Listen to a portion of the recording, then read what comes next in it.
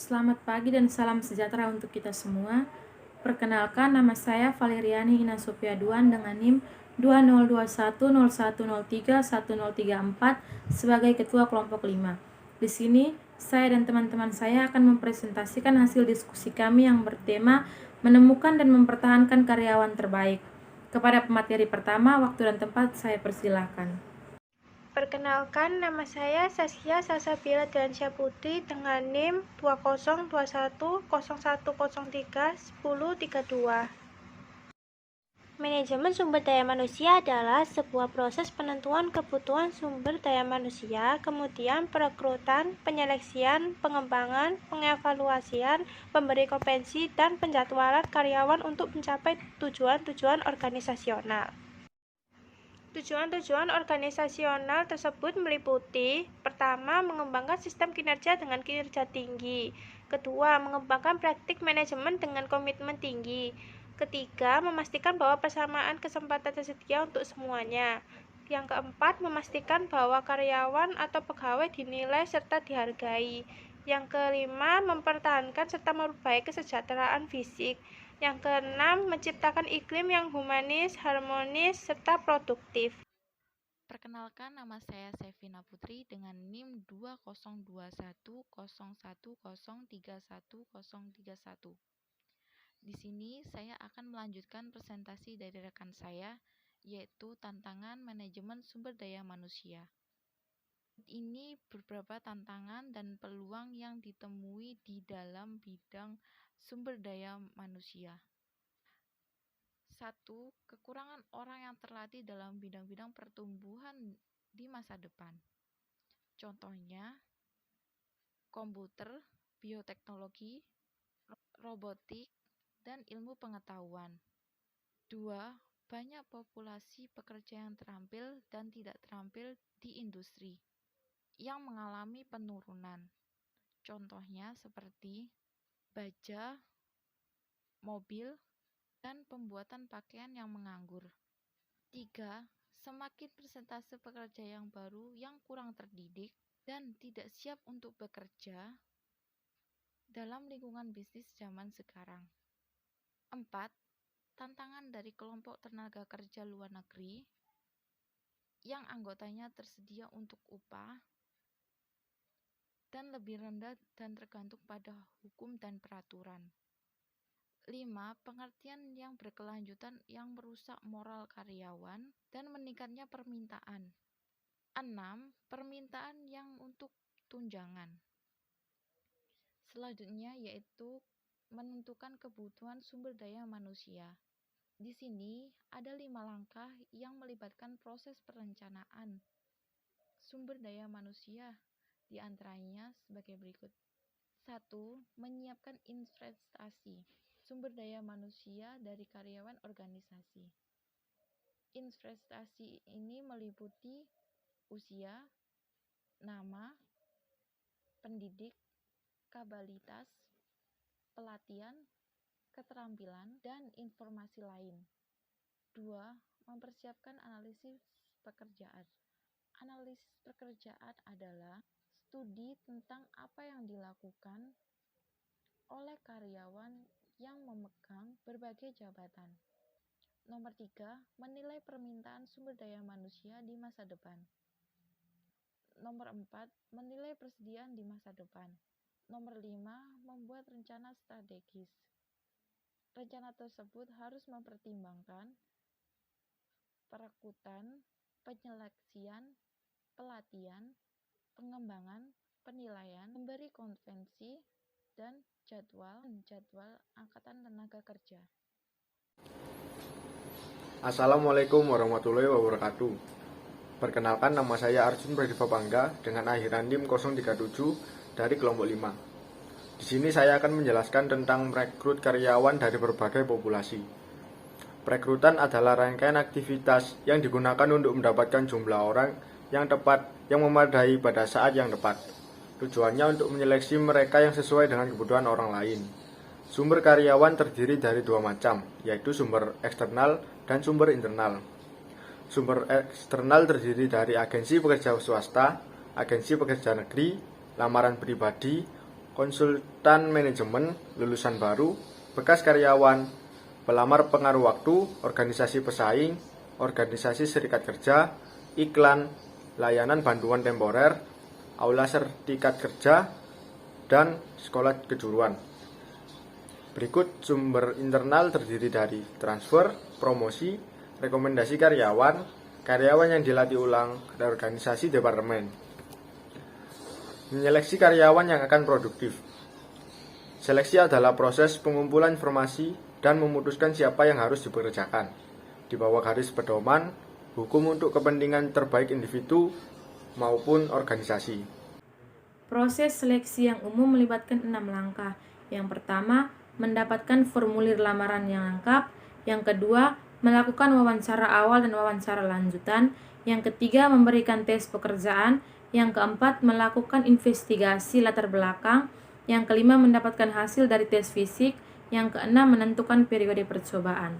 Yang berikut, melatih dan mengembangkan karyawan untuk kinerja yang optimal. Yang pertama, pelatihan dan pengembangan. Pelatihan dan pengembangan adalah semua upaya untuk memperbaiki produktivitas dengan meningkatkan kemampuan bekerja karyawan. Yang kedua, orientasi karyawan. Orientasi karyawan adalah aktivitas yang memperkenalkan karyawan baru pada organisasi. Yang ketiga, pelatihan pada pekerjaan. Pelatihan pada pekerjaan adalah pelatihan di mana karyawan dengan segera memulai tugasnya dan belajar dengan melakukan atau mengamati orang lain untuk sementara waktu dan kemudian meniru mereka semuanya di tempat kerja. Yang keempat adalah program magang. Program magang adalah program pelatihan yang melibatkan satu periode di mana pelajar bekerja berdampingan dengan seorang karyawan yang berpengalaman untuk menguasai keterampilan tersebut dan prosedur keahlian. Yang kelima, pelatihan di luar pekerjaan. Pelatihan di luar pekerjaan adalah pelatihan yang dilakukan jauh dari tempat kerja dan terdiri atas program internal atau eksternal untuk mengembangkan berbagai keterampilan atau untuk memajukan perkembangan pribadi. Yang keenam, pelatihan online. Pelatihan online adalah program pelatihan di mana para karyawan menghadiri kelas via internet. Yang ketujuh, pelatihan vestibula. Pelatihan vestibula adalah pelatihan yang dilakukan di kampus di mana karyawan diajari tentang peralatan yang sama dengan yang digunakan dalam pekerjaan tersebut. Yang kedelapan, simulasi pekerjaan. Simulasi pekerjaan adalah penggunaan peralatan yang meniru kondisi pekerjaan dari tugas sehingga mengikut latihan dapat mempelajari keterampilan tersebut sebelum mencobanya dalam pekerjaan. Yang kesembilan, pengembangan manajemen. Pengembangan manajemen adalah proses melatih dan mendidik karyawan untuk menjadi manajer yang baik dan terus memonitor kemajuan keterampilan manajerial mereka. Yang ke-10, jaringan. Jaringan adalah proses membangun dan memelihara kontak dengan manajer utama dalam organisasi sendiri dan organisasi lain dan menggunakan kontak itu untuk menjalin hubungan yang kuat yang berfungsi sebagai sistem perkembangan informal. Yang ke-11, mentor. Mentor adalah karyawan yang berpengalaman untuk mengawasi, melatih, dan membimbing karyawan tingkat rendah dengan memperkenalkan mereka pada orang yang tepat pada umur dan sponsor organisasional mereka. Terima kasih atas kesempatannya. Perkenalkan, nama saya Muhammad Raihan dengan NIM 202101031033. Kali ini saya akan mempresentasikan tentang menilai kinerja karyawan guna mendapatkan hasil yang optimal. Berikut penjelasan tentang penilaian kinerja adalah evaluasi yang mengukur tingkat kinerja karyawan terhadap standar yang sudah ada untuk mengambil keputusan tentang promosi, kompensasi, pelatihan tambahan, atau pemecatan. Penilaian kinerja terdiri atas 6 langkah, yaitu menentukan standar kinerja, mengkomunikasikan standar tersebut, mengevaluasi kinerja, mendiskusikan hasil dengan karyawan, mengambil tindakan korektif, dan menggunakan hasil untuk mengambil keputusan. Memberikan kompensasi kepada karyawan. Kompensasi karyawan merupakan salah satu biaya operasi terbesar untuk banyak organisasi. Beberapa jenis kompensasi yang digunakan yaitu sistem gaji, upah setiap jam, pekerjaan yang dibayar menurut jumlah yang diproduksi, rencana komisi, rencana bonus, rencana pembagian laba, dan opsi saham. Tunjangan dapat meliputi hal-hal seperti cuti sakit, bayaran liburan, rencana dan pensiun, dan rencana kesehatan yang memberi kompensasi tambahan untuk karyawan di luar upah dasar. Perkenalkan, nama saya Sofia Fiesti dengan NIM 202101031036. Mengatur karyawan untuk memenuhi kebutuhan karyawan dan organisasional. Yang pertama, rencana waktu kerja yang fleksibel. Rencana waktu yang fleksibel adalah memberikan kebebasan untuk karyawan untuk memilih jam kerja selama mereka bekerja sesuai dengan jam yang diharuskan. Kedua, rencana pembagian pekerjaan. Rencana pembagian pekerjaan adalah rencana dengan 2 karyawan paruh waktu yang membagi satu pekerjaan purna waktu.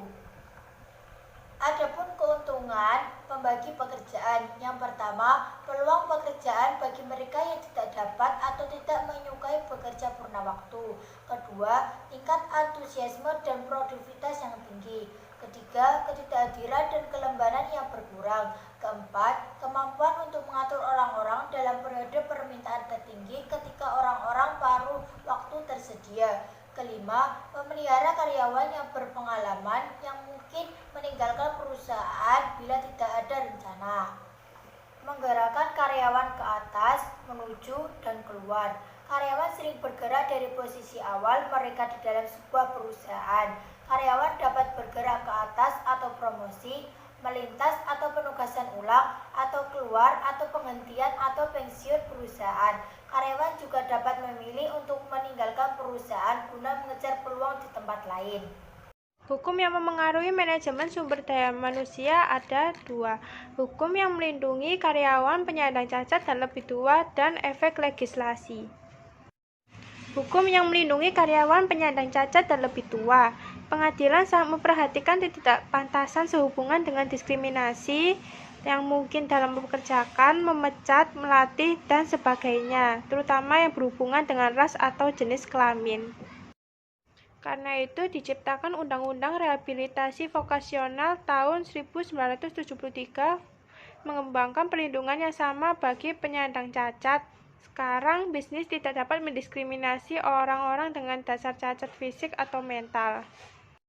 Karyawan yang lebih tua juga mendapatkan perlindungan terhadap diskriminasi di tempat kerja dengan terciptanya Undang-Undang Diskriminasi Usia dalam Pekerjaan tahun 1967 yang melindungi individu-individu yang berusia 40 tahun atau lebih dari diskriminasi pekerjaan berdasarkan usia.